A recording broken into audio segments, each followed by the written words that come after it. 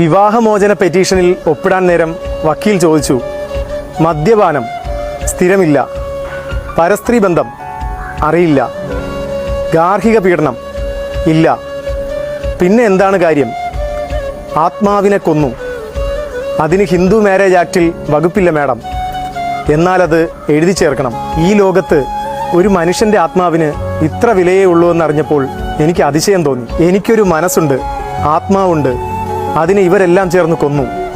സ്ത്രീധന പീഡനമോ ഗാർഹിക പീഡനമോ മാത്രമല്ല ഒരു സ്ത്രീ അനുഭവിക്കുന്ന പീഡനം. സ്നേഹം ലഭിക്കാതെ, പരിഗണന ലഭിക്കാതെ, എന്തിന് ഒരു പുഞ്ചിരി പോലും ലഭിക്കാതെ എൻ്റെ ആത്മാവ് കൊല്ലപ്പെട്ടു. ആത്മാവിനെ കൊല്ലാൻ വളരെ എളുപ്പമാണ്. നിലവിളിക്കില്ല, രക്തം പൊടിയില്ല, പോലീസ് കേസെടുക്കില്ല, കോടതി വ്യവഹാരങ്ങളില്ല, മാധ്യമ വിചാരണയില്ല. ആ കൊലയ്ക്ക് അവഗണന തന്നെ ധാരാളം, മൗനം തന്നെ ധാരാളം.